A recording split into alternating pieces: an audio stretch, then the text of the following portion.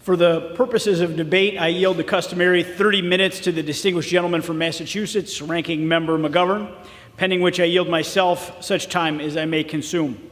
During consideration of this resolution, all time yielded is for the purpose of debate only. Mr. Speaker, I ask unanimous consent that all members have 5 legislative days to revise and extend their remarks. Without objection.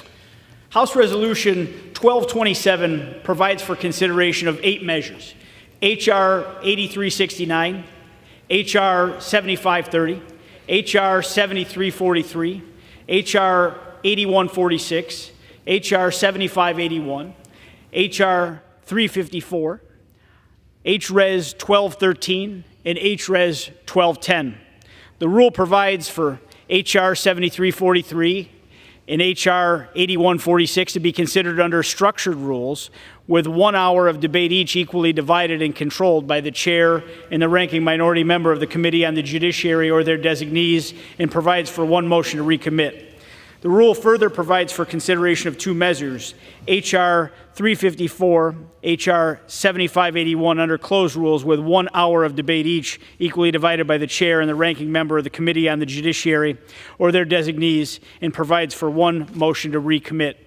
The rule further provides for consideration of H.Res. 1210 and H.Res. 1213 under closed rules, with 1 hour of debate each, equally divided and controlled by the chair and the ranking member of the Committee on the Judiciary or their designees. And the rule further provides for consideration of H.R. 7530 under a closed rule, with 1 hour of debate equally divided and controlled by the chair and the ranking member on the Committee of Oversight and Accountability or their designees, and provides for 1 motion to recommit. And finally, the rule provides for consideration of H.R. 8369 under a closed rule, with 1 hour of debate equally divided and controlled by the chair and the ranking member of the Committee on Foreign Affairs or their designee, and provides for 1 motion to recommit. The gentleman. Mr. Speaker, I rise in support of this rule and in support of the underlying legislation. The rule before us provides for consideration of 3 measures to support our nation's law enforcement in the face of the Biden administration's disastrous immigration policies. H.R. 7343, the Detain and Deport Illegal Aliens Who Assault Cops Act, would bring real consequences on the heads of those in our country illegally. This legislation would require the immediate detention and deportation of any illegal alien who chooses to assault the men and women who keep our community safe. Additionally, H.R. 8146 would require that the Attorney General provide a full accounting of how this historic and dangerous border crisis has truly impacted the health and the safety of our nation's law enforcement. And finally, H.Res. 1210 condemns the Biden administration's failed border policies that have resulted in 9.3 million illegal alien encounters along our borders in less than 4 years. And that doesn't include those that have evaded Border Patrol. America's law enforcement officers are on the front lines of the Biden border crisis, bearing the brunt of this president's open borders policies that are threatening the security of our nation and laying waste to our communities. We have yet to fully know the true damage done to our national security by 4 years of flinging the doors open to those breaking our laws. But one thing is certain: it is falling on our nation's law enforcement officers, our police officers in big cities and small towns across America, to contend with the consequences of this administration's open borders policy. But the Biden border crisis is only one challenge facing our nation's law enforcement officers. As we witness an alarming surge in criminal activity thanks to the left's anti-police, soft-on-crime policies, it's imperative that we confront the harsh reality. Our law enforcement officers are under attack, both physically and politically. They're being targeted by the radical left simply by doing their jobs, for upholding the rule of law, and for protecting our communities. And to that end, the rule today before us provides for consideration for several measures that stand with our law enforcement officers in the face of these asinine policies that seek to vilify them and prevent them from doing their jobs, including H.R. 7581, the Improving Law Enforcement Officer Safety and Wellness Through Data Act, H.R. 354, the Law Enforcement Officer Safety Act, in HRes 1213, a resolution condemning violence against our law enforcement officers. H.R. 7581 would require the Department of Justice to report to Congress about violent attacks on law enforcement officers and the response of federal, state, and local governments to these attacks.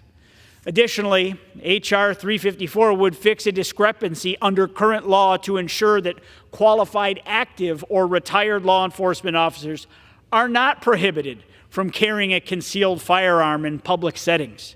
There's no good reason why the men and women who put their lives on the line for us every day should have their Second Amendment rights curtailed as they are under the current law.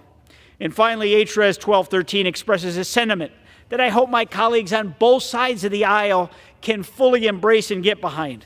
Full, unequivocal support for our law enforcement officers and strong opposition to any movement that seeks to defund the police. Mr. Speaker, this is not a matter of statistics or headlines.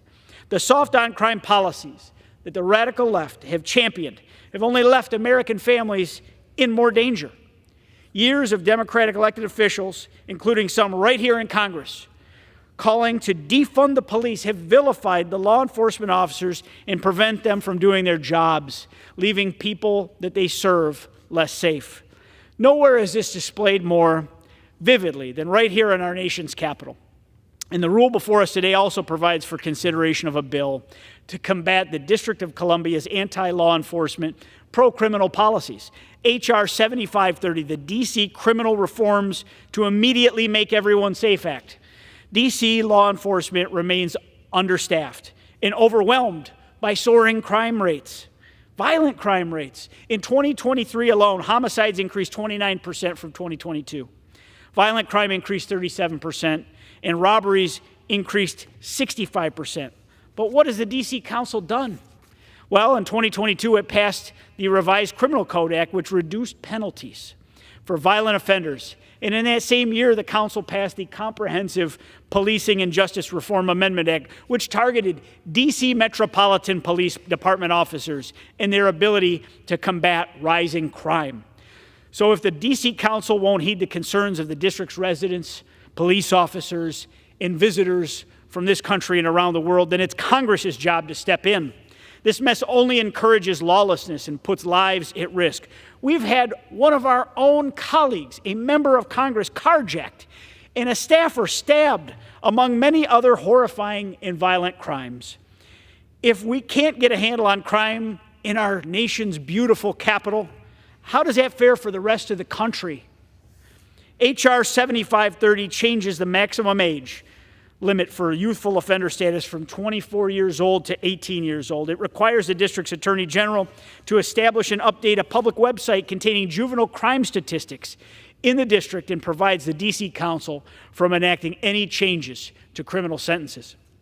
Youth criminal activity has skyrocketed along with every other manner of violent crime in our nation's capital.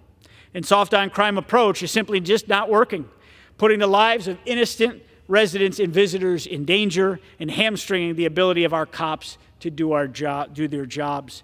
Residents of D.C. have the same rights as other Americans to be secure in their homes and to be protected against crimes committed against their lives and their property. It's heartbreaking to see the crimes committed by children and young people in D.C., and we need real solutions to address them.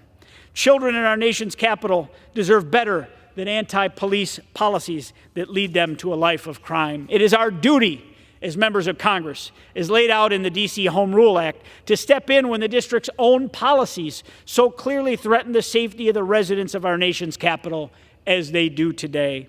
And finally, the rule before us provides for consideration of H.R. 8369, the Israel Security Assistance Support Act. Mr. Speaker, it is frankly shocking and disgusting to hear that President Biden is purposely withholding our nation's arms shipments to Israel as they're fighting to defend their right to exist. At a time when Israel is under assault, facing attacks from Hamas and Iran, the decision to withhold these critical munitions is not just a failure. It's a betrayal of our greatest ally in the Middle East, and it goes directly against the will of this Congress and the will of the people. We cannot let political games endanger lives. H.R. 8369 would ensure that America stands with Israel in its darkest hour, despite this administration's disgraceful actions to block such vital support. The legislation will ensure that any defense articles and defense services for Israel are delivered expeditiously, without obstruction from this administration that is willing to play games, unfortunately, with such necessary shipments, and we will prevent them subverting the will of Congress. Mr. Speaker, America must stand with Israel and send a message to the world that we will not falter. I urge my colleagues to support this rule, and I reserve the balance of my time.